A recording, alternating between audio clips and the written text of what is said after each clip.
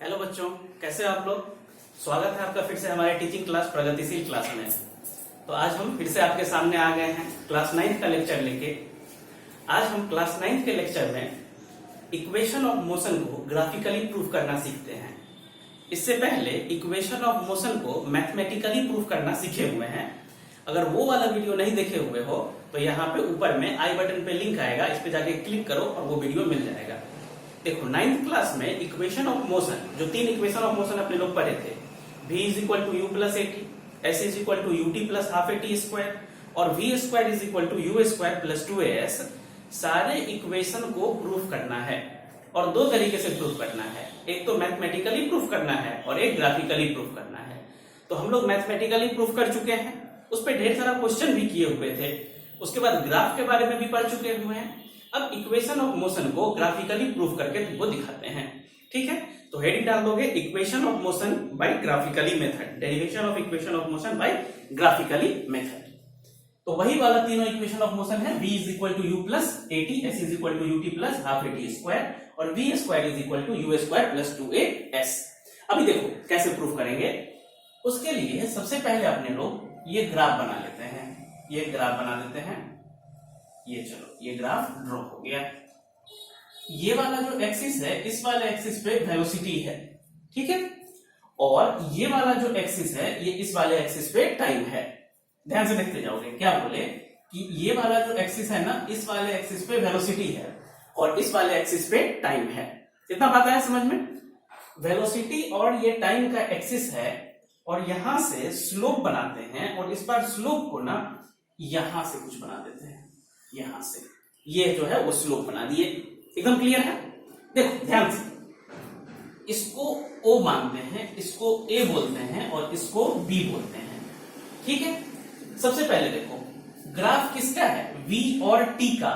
V और T का graph रहता है तो स्लोप क्या चीज को बताता है, एक्सीलरेशन को। समझाए हुए हैं कि अगर ग्राफ V और T का है तो स्लोप एक्सीलरेशन को बताएगा। अब यहां से क्या करते हैं, एक हॉरिजॉन्टल लाइन टाइम एक्सिस के पैरेलल ऐसे खींच दो, ठीक है। और यहां से एक वर्टिकल लाइन जो है वो वेलोसिटी वाले एक्सिस के पैरेलल में खींच देना है। इतना क्लियर है।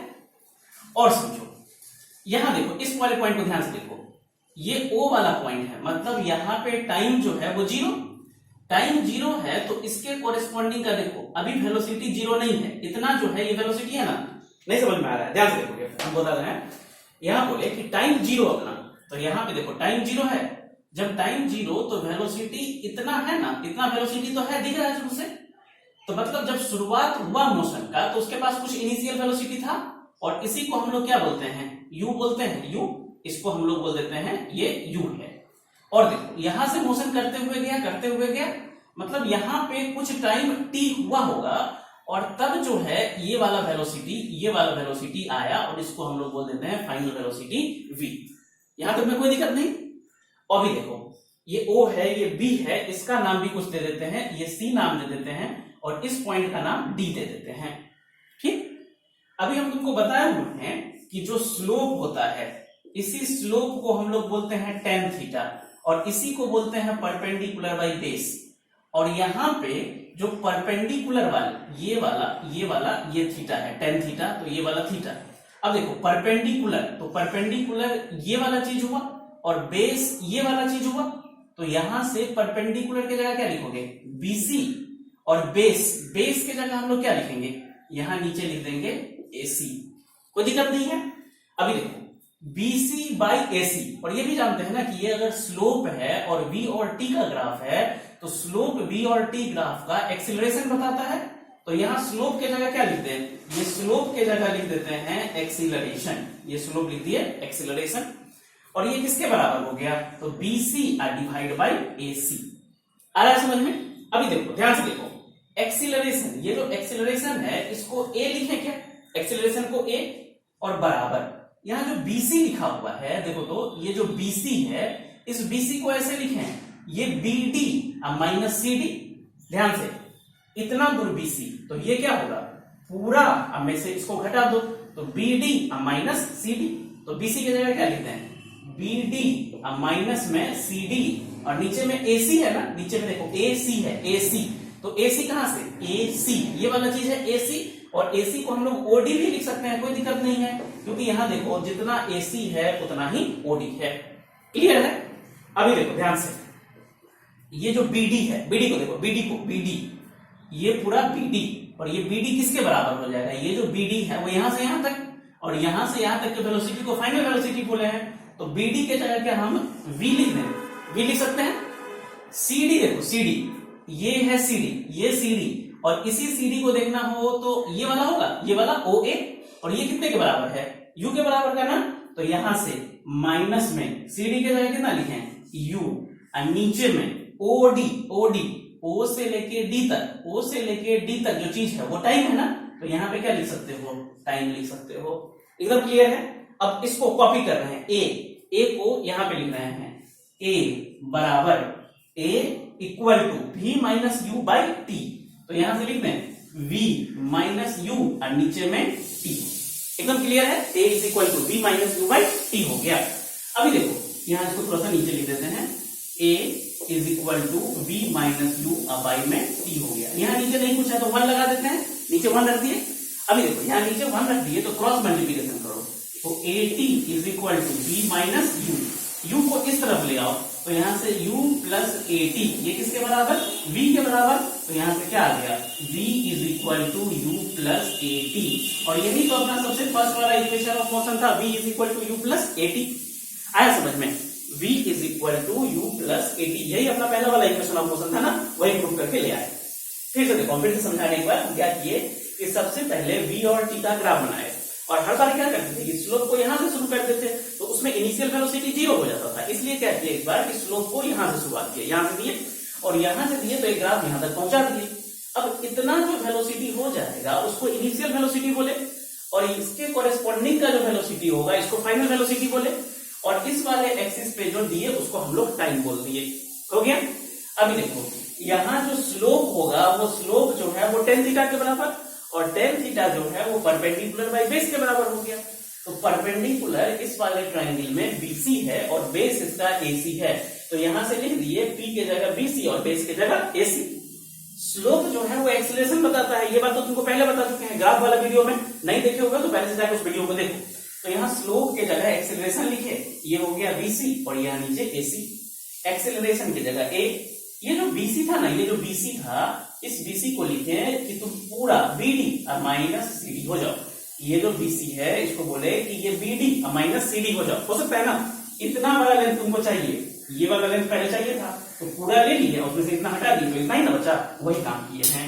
यहाँ BC के जगह, यहाँ तो BC था उसके जगह BD माइनस CD और नीचे में AC, तो यहाँ AC लिख दी। फिर देखो यहाँ BC के जगह BD माइनस CD और नीचे में AC, तो AC लिखो या OD लिखो, बात बराबर है, तो यहाँ से लिख दिया OD। BD क्या है, B से D तक क्या है, फाइनल वेलोसिटी V ना, तो यहाँ पे V। C से D तक, C से D तक क्या है, U इनिशियल वेलोसिटी हो गया। AC, A से C तक, A से C तक या O से D तक ये कितना है, टाइम, तो यहाँ लिख दिया नीचे टाइम। तो अब A इज इक्वल टू क्या हो गया, V minus U divide by T, इसको यहाँ पे लिख लो, A is equal to V minus U divide by T, और नीचे में 1 लगा दिए। अभी क्रॉस मल्टीप्लिकेशन करो तो 80 मल्टीप्लाई हुआ 80 और यहाँ V माइनस U। अब क्या करो कि U को उस तरफ ले जाओ, तो माइनस में है तो उस तरफ जाएगा प्लस में, तो U प्लस 80 और ये V के बराबर, तो V is equal to U plus 80। ये हो गया पहला इक्वेशन ऑफ मोशन प्रूफ। आया बात समझ में? नहीं आया? अगर नहीं आया देखो इसको फिर से समझने का कोशिश करो, अगर नहीं आएगा वीडियो समझ में तो इसको फिर से वीडियो को क्या करना है ना, पीछे ले जाना है, रिवर्स करो और उसके बाद फिर से एक बार देखो, आ जाएगा अच्छे से समझ में। एकदम क्लियर है? अभी चलो इसका जो सेकंड इक्वेशन ऑफ मोशन है उसको आप प्रूव करके दिखाते हैं। दूसरा इक्वेशन ऑफ मोशन को ध्यान से देखते जाओ, ग्राफ नहीं मिटाते हैं, ग्राफ वही रहने देते हैं, और इसी में सेकेंड इक्वेशन ऑफ मोशन जो है वो प्रूव हो जाएगा। ठीक है? यहां जो ये वाला वर्ड है ना, acceleration is equal to BC by AC, ये अपने काम का है, तो इसको हम इधर कॉपी करके लिख देते हैं। एक्सीलरेशन जो होगा ना, एक्सीलरेशन जो होगा वो BC और नीचे में आएगा AC। ठीक है? इसका यूज होने वाला है, उसको यहाँ पे हम लोग रख लिए हुए हैं, इसका यूज करेंगे थोड़ा देर में, बता देंगे कहां पे इसका यूज होने वाला है। अभी देखो इस पूरे को मिटाते हैं। सेकेंड वाला इक्वेशन जो है उसको एक बार याद करो कि एक्चुअली में सेकेंड वाला इक्वेशन क्या है। सेकेंड वाला इक्वेशन बोलता है कि S is equal to UT plus half AT square होता है। आए बात समझ में? सेकंड वाला इक्वेशन क्या है, s is equal to ut plus half at square, यही है ना। अभी देखो सेकंड इक्वेशन में अपने को क्या चाहिए, डिस्टेंस चाहिए। सेकंड वाला जो इक्वेशन है उसमें अपने को डिस्टेंस चाहिए, s चाहिए ना। s चाहिए तो हम तुमको बताए हुए हैं कि डिस्टेंस चाहिए, वेलोसिटी टाइम का ग्राफ है, और डिस्टेंस चाहिए तो वेलोसिटी और टाइम पे जो एक्सिस पे, ये दोनों एक्सिस पे जो चीज लिखा हुआ है दोनों को मल्टीप्लाई करके लाते हैं। ये बात बताए हुए हैं कि डिस्टेंस एक्चुअली में आएगा कैसे, तो जब वेलोसिटी, इसका यूनिट मीटर पर सेकंड और टाइम का सेकंड, तो मीटर पर सेकंड इंटू सेकंड करोगे तो सिर्फ मीटर बचेगा ना, मतलब डिस्टेंस का तो वही यूनिट है। तो अपने को अगर डिस्टेंस चाहिए तो क्या करेंगे, यहाँ और यहाँ का जो चीज है उसको मल्टीप्लाई करना पड़ेगा। तो वही हम लिख रहे हैं, जो ग्राफ वाले में समझा चुके थे उसी को देखो, तो यहाँ पे लिख रहे हैं कि अगर डिस्टेंस चाहिए, डिस्टेंस या डिस्प्लेसमेंट, अभी दोनों चीज सेम ही हम लोग लेके चल रहे हैं, तो ये हो जाएगा एरिया अंडर ग्राफ, ये ग्राफ के नीचे का एरिया हो जाएगा। और देखो ये ग्राफ है तो ग्राफ के नीचे का एरिया क्या हुआ, ये पूरा एरिया होगा ना, ये पूरा एरिया होगा। ये पूरा एरिया दो पार्ट में डिवाइड है, एक यहाँ पे ट्राइंगल दिख रहा है और नीचे में एक रेक्टेंगल दिख रहा है, यही ना। तो अब इस एरिया को लिखें क्या कि एरिया जो होगा वो ट्राइंगल का होगा और साथ में एरिया जो होगा वो रेक्टेंगल का होगा, कोई दिक्कत नहीं है। अच्छा, एरिया ट्राइंगल का, तो ट्राइंगल का एरिया होता है half into base into height, यही होता है। और एरिया रेक्टेंगल का क्या होता है, लेंथ इनटू ब्रेथ। इतना बात आया समझ में। फिर से देखो, यहां से हाफ इनटू बेस, बेस किसका बेस, यहां जो ट्राइंगल है उसी का बेस चाहिए ना। और ये बेस क्या है, AC है क्या, ये जो AC दिख रहा है वही तो बेस है, तो बेस की जगह क्या लिख दें, AC। और हाइट, हाइट ये ना हाइट है, और इसके जगह क्या लिखें, BC, तो यहां पे लिख दो BC, कोई दिक्कत नहीं है। प्लस लेंथ, अब ये लेंथ किसका, रेक्टेंगल वाले पोर्शन का देख रहे हैं, तो लेंथ के जगह क्या हम लोग OD लिख सकते हैं क्या, OD, तो यहां लिख दो OD। और ये ब्रेथ, ये वाला ब्रेथ है, तो ब्रेथ की जगह क्या लिखना है, CD, तो यहां पे हो जाएगा CD। और इधर क्या लिखना हूं मैं, डिस्टेंस, तो ये डिस्टेंस है तो यहां पे लिख दें कि ये S, ये जो है वो डिस्टेंस है। मतलब यहां से ये आ गया है कि S is equal to half into AC into BC plus में OD इंटू CD। इतना तो बात आया समझ में। अभी देखो इसको उधर जाके लिख रहे हैं, यहां पे अब लिख रहे हैं, ये अपना S है, S की जगह S करने दो, 1/2, यहां 1/2 ही लिखो। AC, AC, AC, AC और OD सेम है, तो AC के जगह OD लिख दें क्या, तो यहां लिख देते हैं OD। अब मेन बात यहां पे है, ध्यान से समझोगे, अब यही चीज मेन है। यहां देखो BC है ना, यहां BC, और पिछले क्वेश्चन में A is equal to BC by AC proof किए हुए हैं, तो यहां से BC इज इक्वल टू क्या हो जाएगा, क्रॉस मल्टीप्लीकेशन करोगे तो BC बराबर इसको और इसको मल्टीप्लाई करोगे तो अपना काम हो जाएगा। तो BC बराबर A इंटू AC लिख दें, तो जहां पे BC था वहां पे स्मॉल a मतलब एक्सीलरेशन और साथ में AC लिख देते हैं, कोई दिक्कत नहीं है यहां तक। अब आगे देखो, ये BC का काम कर रही है, आगे OD और CD है, इसको अभी ऐसे ही लिख देते हैं, प्लस में OD इंटू CD, इसको अभी ऐसे ही लिख दिए, ठीक है। और देखो S बराबर 1/2 इंटू OD, अब वैल्यू रखना शुरू करो, O से D तक क्या है, टाइम है ना, टाइम, तो यहां लिख देते हैं T, यहां हो गया T इंटू ये है एक्सेलरेशन A से लेके C तक, A से लेके C तक, देखो ना A से C, O से D, और ये तो टाइम के बराबर है, तो यहां पे क्या लिखते हैं, ये है यहां पे टाइम, अब प्लस में OD, फिर से चलो OD, O से D तक क्या है, टाइम, तो यहां पे लिख देते हैं टाइम इंटू CD, C से लेके D तक, C से D तक, और C से D A और एक O के बराबर है, तो यहां पे क्या लिख सकते हैं, यहां पे लिख सकते हैं, ध्यान से लिखो तो CD AO दोनों बराबर, और दोनों जो है वो U के बराबर है क्या, इनिशियल वेलोसिटी, इसी को तो U बोले हुए थे, तो यहां पे क्या लिख सकते हैं U, ये हो गया U। बस अब मल्टीप्लाई करना है, 1/2 A T दो बार तो T स्क्वायर प्लस U और T, तो यहाँ पे UT, तो आ गया इक्वेशन S बराबर UT plus half AT square. और इसी को तो हम लोग बोले थे सेकेंड इक्वेशन ऑफ मोशन है, S बराबर UT plus half AT square, जहां पे S क्या है, डिस्प्लेसमेंट है, U initial velocity, T time है, A एक्सेलरेशन है, और फिर से वहां पे जो T आया है वो टाइम है। एकदम क्लियर है। S is equal to u t plus half a t square. आ रहा होगा अच्छे से समझ में, कोई दिक्कत है क्या? नहीं है। चलो फिर से एक बार देख लो, क्या बोले थे कि अपने को चाहिए सेकंड वाला इक्वेशन, मतलब ये इक्वेशन प्रूफ करके लाना है। S बराबर UT plus half a t square. अगर इसको प्रूफ करके लाना है तो अपने को ये चाहिए कि मतलब डिस्टेंस निकालना पड़ेगा, और डिस्टेंस निकालना है ग्राफ में, और वो भी ग्राफ v और t का है। तो एक ही काम बचता है कि एरिया निकाल लो। एरिया निकालना है तो लिख दिए कि डिस्टेंस बराबर एरिया अंडर ग्राफ, ग्राफ के नीचे का एरिया।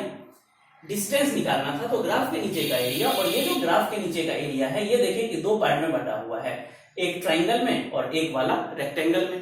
तो ये वाला जो ट्राइंगल था उसका एरिया लिख दिए एरिया ऑफ ट्राइंगल, और नीचे वाले का लिख दिए एरिया ऑफ रेक्टेंगल। ठीक, ट्राइंगल के एरिया को लिखे half into base into height, और रेक्टेंगल के एरिया को लिखे लेंथ इंटू ब्रेथ। हो गया। ट्राइंगल का एरिया जो half into base into height लिखे, तो हाफ की जगह तो ठीक है हाफ, बेस के जगह AC और हाइट के जगह BC, तो यहाँ हाफ AC इंटू BC। आगे में रेक्टेंगल का एरिया, तो इसका लेंथ इंटू इसका ब्रेथ OD इंटू CD। फिर क्या किए, हाफ की जगह हाफ है, यहाँ AC की जगह ये AC OD के बराबर क्या है तो लिख दिए OD, और ये वाला जो BC है ना, इस वाले टर्म को जो पिछला ग्राफ प्रूफ किए उस वाले से यहाँ पे रिजल्ट लिखे हुए थे A बराबर BC बाई AC, तो यहाँ से BC बराबर हो गया A इंटू AC, तो BC के जगह लिख दिए A इंटू AC। ये भी बात आया समझ में।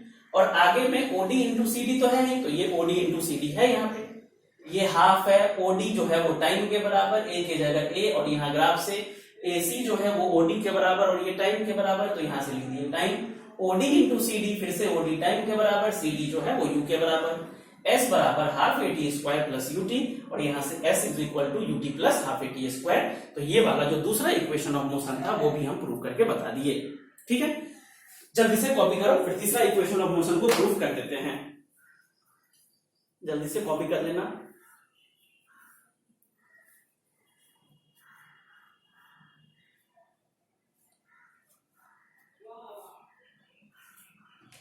हो गया कॉपी? चलो, अगर नहीं हुआ है तो वीडियो को फिर से पॉज करो, और पॉज करके कॉपी करो, तब तक हम आगे करते हैं, फिर आगे प्ले करके आगे देखो। अभी देखो, अभी अब अपने को तीसरा इक्वेशन ऑफ मोशन प्रूफ करना है। तो थर्ड इक्वेशन ऑफ मोशन है क्या, v square is equal to u square plus 2as। v square बराबर यू स्क्वायर प्लस 2as, यही है ना तीसरा इक्वेशन ऑफ मोशन। तो अपने को तीसरा इक्वेशन ऑफ मोशन प्रूफ करना है, v स्क्वायर बराबर यू स्क्वायर प्लस 2as। तो फिर से देखो, उस वाले इक्वेशन में v स्क्वायर बराबर यू स्क्वायर प्लस 2as में फिर से s आया ना, डिस्प्लेसमेंट तो फिर से आया। तो अगर डिस्प्लेसमेंट या डिस्टेंस आया तो फिर से अपने को एरिया चाहिए होगा, तो ये वाला लाइन यही रखने देते हैं कि डिस्टेंस बराबर हो जाएगा एरिया अंडर ग्राफ। एकदम दिक्कत नहीं। अब देखो, अब बस ध्यान से समझना, अब बस समझने वाला चीज है, डिस्टेंस की जगह s लिखना है, और ये जो एरिया अंडर ग्राफ है ये बहुत सारे बच्चों को तभी से दिमाग में चल रहा होगा कि हम इसको ट्राइंगल और रेक्टेंगल लेके बनाए, इसको तो ट्रेपीजियम लेके भी बना सकते हैं। देखो ना, ट्रेपीजियम नहीं है, ये दोनों पैरेलल साइड और ये इसके बीच का डिस्टेंस हो गया ना, परपेंडिकुलर डिस्टेंस तो है ट्रेपीजियम। तो लिख सकते हैं एरिया अंडर ग्राफ में लिख सकते हैं कि एरिया ऑफ ट्रेपीजियम, ये ट्रेपीजियम का एरिया हो जाएगा। और ट्रेपीजियम के एरिया का फॉर्मूला याद है क्या, पढ़े हुए हो ना मैथ्स में, half into sum of parallel side, और इनटू में हाइट होता है, मतलब दोनों के बीच का जो डिस्टेंस होता है उसी को लेते हैं। तो s इज इक्वल टू हो गया half into sum of parallel side into distance between them. Clear है?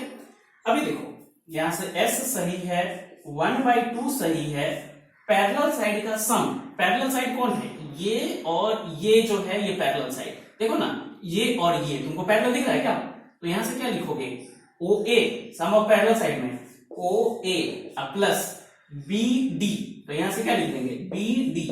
आ रहा है समझ में? Into height, height. अब देखो ये और ये पैरेलल साइड, तो इसके बीच का परपेंडिकुलर डिस्टेंस ही हाइट, तो इसके जगह OD लिखें, तो यहां से OD। आया बात समझ में? अभी देखो फिर से यहां से इस वैल्यू को फिर से इधर लिख रहे हैं, S इज इक्वल टू 1/2, रहने दो 1/2 इनटू, अब अंदर में क्या है OA, O से A तक को देखो ना, O से A तक को देखोगे तो क्या ये U लिखा हुआ है क्या, U, तो इसको लिख दें U है, अब प्लस, प्लस में BD, B से D तक की चीज को देखो, B से D तक की चीज को, B से D, बी से डी जो है, बी से डी वो एक्चुअली में वी है फाइनल वाला, तो यहां क्या लिख सकते हैं, वी लिख सकते हैं, एकदम सही है। और आगे में क्या है, ओ डी, ओ से डी, ओ से डी तक क्या है, तो ये तो टाइम है, तो यहां पे लिख देंगे टाइम। हो गया, अपना काम तो हो गया। अभी देखो गड़बड़ क्या हो गया ना, कि जो तीसरा इक्वेशन है उस तीसरे इक्वेशन में कहीं भी टाइम का जिक्र नहीं है। वी स्क्वायर बराबर यू स्क्वायर प्लस 2as, तो टाइम तो कहीं भी नहीं है। तो मेनली वो जो टाइम है, यहाँ पे जो टाइम आया, इस टाइम को हमको गायब करना पड़ेगा। और टाइम को गायब करना है तो टाइम को कैसे गायब करते थे, मैथमेटिकली जो इक्वेशन प्रूफ किए हुए थे उसमें तुमको सिखाए थे कि अगर टाइम को तुमको गायब करना है तो जो फर्स्ट इक्वेशन ऑफ मोशन है उसका हेल्प लेना पड़ेगा अपने को। तो चलो first of equation of motion लिखते हैं। फर्स्ट इक्वेशन ऑफ मोशन क्या है, तो v is equal to u plus a t, और यहां से अगर अपने को टाइम चाहिए तो लिख सकते हैं v minus u is equal to a t, और यहां से time is equal to v minus u divide by a. ये यहां से टाइम का वैल्यू आ गया। देख लो टाइम का value v is equal to u plus a t, तो यहां से u को इस तरफ भेजो तो v माइनस यू बराबर ए टी, तो यहां से टाइम बराबर v minus u divide by a हो गया। तो टाइम का वैल्यू आया, उस टाइम के वैल्यू को यहां पे पुट करो 1/2, ये u प्लस v को ना हम ऐसे लिखते हैं v प्लस यू, कोई दिक्कत नहीं है, u प्लस v लिखो या v प्लस यू लिखो, क्या दिक्कत है। और यहां से टाइम की जगह v माइनस यू बाई ए, तो टाइम की जगह v माइनस यू और नीचे में a हो गया।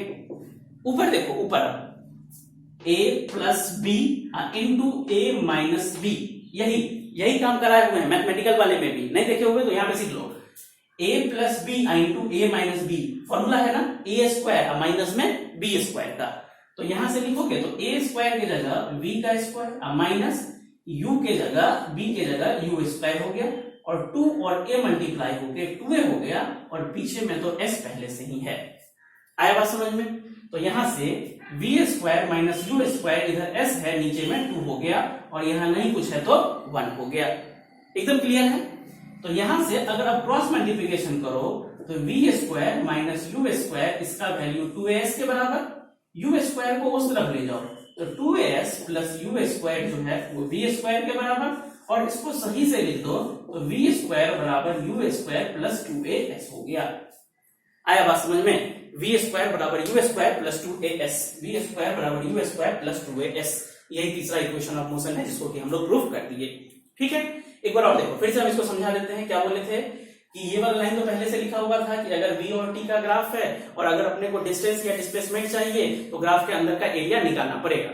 अब ग्राफ के अंदर का एरिया निकालना है तो ग्राफ के अंदर का एरिया इससे पहले देखे थे कि हम लोग एक रेक्टेंगल और एक ट्राइंगल लेके बनाए थे, लेकिन इस बार देखिए ये जो है ये एक ट्रेपीजियम भी तो है, और ट्रेपीजियम है तो इसका एरिया हम लोग जानते हैं, एरिया ऑफ ट्रेपीजियम हो जाता है half into sum of parallel side into दोनों के बीच का हाइट हो जाता है। तो यहाँ पे ये और ये जो है ये पैरेलल साइड है और ये वाला इसका हाइट हो जाएगा, तो यहाँ से हाफ और सम ऑफ पैरेलल साइड, तो पैरेलल साइड की जगह यहाँ से OA लिख दोगे, यहाँ से BD लिख दोगे तो OA प्लस BD हो गया, इंटू हाइट, तो हाइट की जगह क्या हो जाएगा, तो ये वाला डिस्टेंस तो OD लिख दिए। फिर से यहाँ पे हाफ के जगह हाफ लिखे, OA के जगह ग्राफ से U लिख दिए, BD के जगह ये BD के जगह पूरा का पूरा V आ जाएगा तो यहाँ पे V लिखे, और H के जगह टाइम आ गया, यहाँ half V plus V into time. फिर बोले कि दिक्कत ये हुआ कि इस पूरे इक्वेशन में अपने को टाइम नहीं चाहिए, मतलब टाइम को हटाना पड़ेगा, टाइम को गाइड करना पड़ेगा, और टाइम को गाइड करना है तो सबसे पहले फर्स्ट इक्वेशन का हेल्प लेना पड़ेगा। तो पहले इक्वेशन के पास गए, पहला इक्वेशन लिख दिए v बराबर u प्लस 80, यहां से u इस तरफ किए तो v माइनस यू बराबर 80, और यहां से टाइम का वैल्यू आ गया v minus u divide by a. ये टाइम का वैल्यू आ गया, टाइम का वैल्यू को ले जाके यहाँ पे पुट किए, तो टाइम का वैल्यू जब यहाँ पे पुट किए तो ये v minus u divide by a, ऊपर में v प्लस यू और यहाँ पे सामने में v माइनस यू, तो ये a plus b into a minus b ऐसा फॉर्मूला बन गया। तो ये हो जाएगा a square minus b square, और नीचे में 2 इंटू ए, तो यहाँ पे 2a हो गया, यहाँ पे s है, नीचे 1 है। तो यहां से क्रॉस मल्टीप्लिकेशन करोगे तो 2a और s मल्टीप्लाई हो गए, 2s हो गया, और ये v square minus you square हो गया। इसको इस तरफ भेज दिए तो 2as प्लस यू स्क्वायर, और ये हो गया v स्क्वायर। इसको हम लोग यहाँ पे इसको सही से लिख दिए तो v स्क्वायर बराबर यू स्क्वायर प्लस 2as हो गया। आया बात समझ में। तीनों इक्वेशन ऑफ मोशन को हम एकदम अच्छे से प्रूव करना सिखा दिए हुए हैं। तो अगर नहीं सीखे हुए हो तो फिर से वीडियो को पीछे करो और पूरा ग्राफिकली वाला जो इक्वेशन बनाए हैं तीनों का तीनों उसको अच्छे से कर लेना है, ठीक है। और इसी तरीके से तीनों इक्वेशन को हम मैथमेटिकली भी करना प्रूफ सिखाए हुए हैं, तो उसको भी जाके देखो। देखो मेन बात हम तुमको बता रहे हैं, 9th क्लास में बच्चे के पास सबसे फर्स्ट टाइम न्यूमेरिकल आता है बनाने के लिए। 8 तक तो न्यूमेरिकल बनाते नहीं है और 9th में न्यूमेरिकल आ जाता है। तो 9th में न्यूमेरिकल आता है ना, तो देख के उसका दिमाग एकदम से हिल गया पूरा एकदम से। अब 9th में न्यूमेरिकल आ गया, तो अब ऐसा थोड़ी हुआ कि जिंदगी में न्यूमेरिकल कभी नहीं आएगा, बस 9th क्लास में है। मतलब आगे तो पूरा जिंदगी तुमको यही से करना है कि न्यूमेरिकल का अब आदत डालो। फिजिक्स है मतलब न्यूमेरिकल आना ही आना है, हर चैप्टर में आएगा। जैसे इस चैप्टर में आया है, इससे थोड़ा एडवांस लेवल ही आएगा अगले चैप्टर में, और उससे भी थोड़ा एडवांस लेवल आएगा ग्रेविटेशन वाले चैप्टर में। तो अगर तुमको इस चैप्टर का न्यूमेरिकल नहीं आया है समझ में, तो अगले वाले का भी नहीं आने वाला और उसके अगले वाले का भी नहीं आने वाला। तो सबसे अच्छा बात है कि इसी चैप्टर में उस न्यूमेरिकल को अच्छे से कर लो तो काम हो जाएगा। अब देखो न्यूमेरिकल बनाने का सबसे अच्छा तरीका है, कोई भी बुक उठाओ, तुमको जो बुक मन है वो बुक उठा लो, ठीक है। स्टर्न उठाओ, एससी वर्मा उठाओ, ये दोनों बुक बहुत अच्छा है, या फिर टीएमएच मन है तो टीएमएच भी उठा लो, ठीक है। उस बुक को ले आओ, उसके बाद क्या करो कि क्वेश्चन रखो। और बच्चे क्या करते हैं ना क्वेश्चन बनाते समय, जैसे लगता है उनको रीडिंग मारने के लिए, जैसे क्या करते थे स्कूल में पहले नहीं मिलता था कि मतलब किसी को खड़ा कर दिए, तुम खड़ा हो, सोशल साइंस वाले टीचर ऐसे करते थे, तुम खड़ा हो और ऊपर से बोलते थे कि रीडिंग मारो, और उसके बाद वो देखते रहता था कि कहाँ पे उसका लाइन इन होने वाला है, बगल वाला भी बच्चा देखते रहा, अच्छा मेरा ये लाइन आने वाला है, और शुरू से एकदम तैयार रहा। उसके बाद बस उसको रीडिंग मारना है, समझने से कोई मतलब नहीं है कि क्या लिखा हुआ है, हमको समझना कुछ भी नहीं है, बस रीडिंग कर देना है। तो अगर क्वेश्चन को तुम उस हिसाब से पढ़ोगे ना, हम देखते हैं बहुत सारे बच्चे को ऐसे ही करते हैं कि एक लाइन में एक सांस में पूरा का पूरा क्वेश्चन पढ़ देता है, जैसे लगता है इंग्लिश का कंपटीशन चल रहा है कि कौन पहले पढ़ेगा। अरे भाई ऐसा नहीं करना है, ऐसा करोगे तो तुमको कुछ नहीं आने वाला है समझ में। सबसे पहले क्या करो, क्वेश्चन को पढ़ो, ब्रेक करके पढ़ो, 2 से 3 वर्ड पढ़ो, उसका मतलब निकालने की कोशिश करो, ठीक है। और बताए हुए हैं कि जैसे ही उस क्वेश्चन में तुमको दिख गया a body start from rest, ऐसा कुछ दिखता है, तो क्या सिखाए हुए हैं, तुरंत लिखो u बराबर 0। मतलब क्या करना है, क्वेश्चन का 2 से 3 वर्ड पढ़ के उसका मतलब निकालना है, और उससे जो वैल्यू आया है ना, उस वैल्यू को अपने कॉपी पे लिखो। सारा वैल्यू को कॉपी पे लिखना है। जैसे इस क्वेश्चन में u का वैल्यू ये है, v का वैल्यू ये है, a का वैल्यू दे दिया है, और तुमसे टाइम पूछ रहा है। अब जब ये सब कुछ लिख लोगे ना, तो उसके बाद फॉर्मूला लगाना आसान हो जाएगा। जैसे दे दिया u दे दिया, v दे दिया, a दे दिया, और तुमसे टाइम पूछ रहा है। अब ये सबसे मिलके कौन सा इक्वेशन बनता है, तुमको टोटल 3 इक्वेशन बताए हुए हैं। तीनों इक्वेशन एकदम से दिमाग में घुस जाना चाहिए, कोई नींद में भी उठा के पूछे तो 3 इक्वेशन ऐसे ही बक दो, आया बात समझ में। पहला इक्वेशन v बराबर u प्लस 80, दूसरा वाला s बराबर ut plus half a t square, और तीसरा वाला v स्क्वायर बराबर u स्क्वायर प्लस 2as। अब देखो अपने को यहाँ पे v दे दिया है, u दे दिया है, a दे दिया है, t पूछ रहा है। तो अच्छा v u a t कौन से फॉर्मूले में आता है, सबसे पहला वाला फॉर्मूला v बराबर u प्लस 80, बस फॉर्मूला लिखो, ऊपर से वैल्यू रखो, आंसर आ जाएगा तुरंत में। आया बात समझ में। तो क्वेश्चन करने का ये सबसे सही तरीका होता है कि उस क्वेश्चन को क्या करना है, लिख देना है, क्वेश्चन को बार बार पढ़ो, 2 से 3 वर्ड उसका बस पढ़ने का कोशिश करो, और उससे वैल्यू लिखो। अब बहुत सारे क्वेश्चन में ऐसा होता है कि वैल्यू लिखने से काम नहीं बनेगा, तो कोशिश करो ना कि कॉपी में एक रफ डायग्राम बना दे, और एक रफ डायग्राम बना दोगे तो अपना काम हो जाएगा, बस उसी से उसके बाद वो क्वेश्चन जो है वो सॉल्व हो जाएगा। एकदम क्लियर है। तो कैसे क्वेश्चन को टैकल करना है ये बात समझ में आया। तो आज घर पे जाके उस क्वेश्चन को क्या करना है, अच्छे से बनाओ। ये वाला जब कर लोगे तो क्वेश्चन बनाना सीखो, इस चैप्टर में क्वेश्चन बहुत ज्यादा इंपॉर्टेंट है। अब ये चैप्टर लगभग खत्म हो गया है, एक छोटा सा टॉपिक बचा हुआ है सर्कुलर मोशन का, उस टॉपिक को खत्म करेंगे। अब उसके बाद 1 या 2 लेक्चर थोड़ा सा एडवांस लेवल का भी हम बनाएंगे, ठीक है। तो चलो फिर ठीक है, इस वीडियो को देखते रहो, नहीं समझ में आया बार बार देखो, और फिर आगे की तरफ पढ़ाई करते रहो, ठीक है। Thank you.